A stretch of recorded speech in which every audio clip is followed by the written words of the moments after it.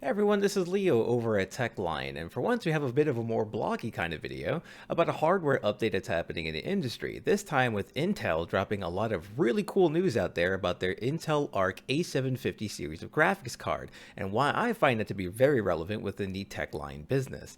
But before we get into that, this video is brought to you by us over at TechLinePCs.com, where you can check out our store for custom mid-range builds along with our consolation page, where you can fill in whether you'd like an upgrade, a new build, a pre-built PC, along with a budget, and we'll work with you on the PC of your choice. Check us out again over at TechLinePCs.com.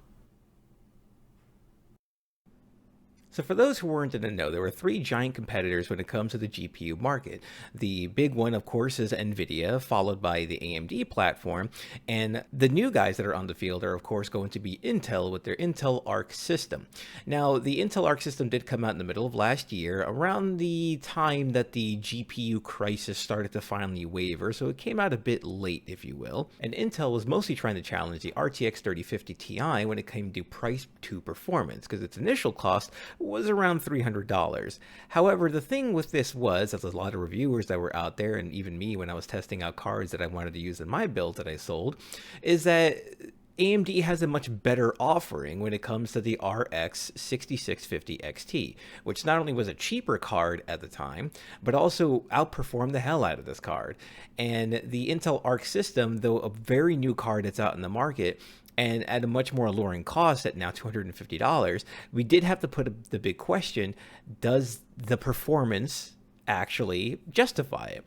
Now, more recently, what ended up happening is that Intel put out a set of new GPU drivers for it where they are swearing, if you check over at their page over here, a massive update in terms of performance. Their latest driver saying up to 43% increased performance on DX9 titles. For anybody that was playing games like Counter-Strike Global Offensive, League of Legends, Lost Ark, these are games that are running a much older DirectX API, whereas a lot of newer titles like Apex, Warzone, etc. were running DX11, DX12. Those games ran perfectly. So if we go to see the Steam stats right now, some of the top played games that are happening right now include Counter-Strike Global Offensive, Defense of the Ancient 2, Lost Ark, PlayerUnknown Battlegrounds.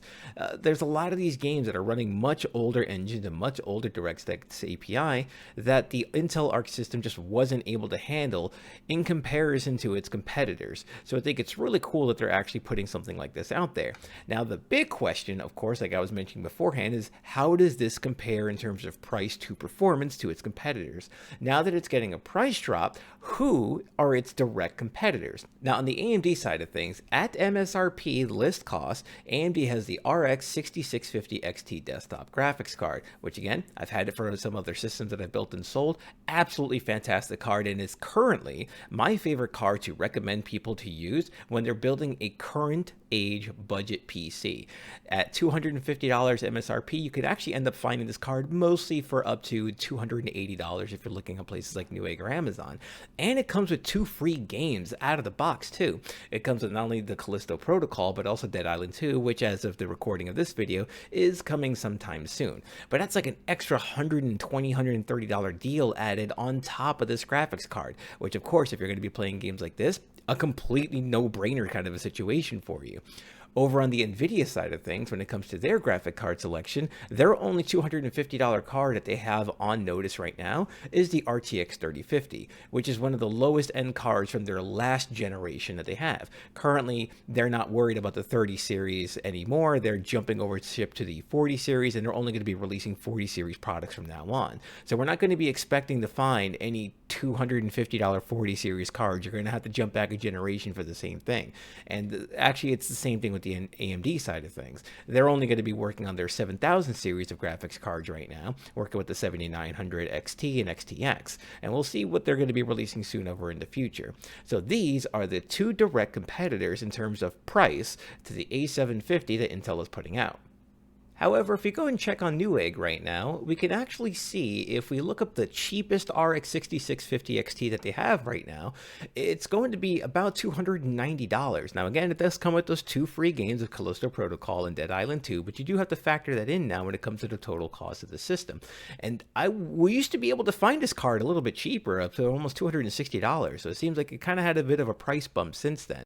And if we look over to the NVIDIA side of things, if we're looking at the cheapest card of the RTX 3050 that they have available, not only does it not include any of the games that it would come with for free, their cheapest model is $288, $289 over here. Let's go for the Eagle because that's the dual fan, bit better performance that way, or a bit cooling that way. It is not even better in terms of performance than the RX 6650 XT, and these are at the same MSRP cost, and it is not even a better card, and you're going to get better out of the AMD card in this sense. However, if we go over here and look over at the Intel Arc A750, it is the only card that we have that is listed at MSRP, $250 that you could find this card right now. And it comes with 2 free games out of the box, including with 5 creative apps. If we check over at the Intel side of things over on their website, and we could see that it does come with a couple of games that I personally haven't heard of, but hey, it's cool for anybody that wants to play them, Nightingale and the Settlers. So it does include games that you can play out of the box. So really, both Intel and AMD are currently offering a much better solution at this price range. And that's fantastic for people that just want to finally get a good graphics card that they can pop into their system and play literally anything that's out there. Now, Intel, to their credit, has been taking a lot of time to listen to gamer complaints about some of the big problems that they were having with their devices. If we check over at the video that they put out to promote this, we can see the massive frame per second difference between their initial drivers that came out, the A750, and the current ones that just came out this week. We're talking almost twice the performance in frames per second that these graphics cards are getting in these older games. And that's fantastic. On the left side, we're kind of averaging 110, 115. Right side, it's jumping up to 200. That's massive. And that's a huge boost. And why this is relevant to me is because I would love to be able to build full-on systems that gamers know that when they buy, it's going to play everything out there at the best bang for buck cost that they can use. So something I definitely want to do out there, at least into 2 future builds, is kind of do a head-to-head between an all AMD system and an all Intel system, putting both their processors and graphics cards against each other at the same exact price point, and see which one of these two, at these current drivers that are out there, at the current price, at the current cost of performance, which one of these full systems is better for you as a valued gamer. So let me know your thoughts in the comments below. I would love to get any kind of feedback from you folks. Every one of the comments that I've seen that have had any kind of criticism to my videos, as well as any constructive feedback that's been down there. I love the engagement that you folks are having. I love to be a part of it. I easily like to just comment back and forth on everything that's going on out there. Of course, like and subscribe, the whole YouTuber thing.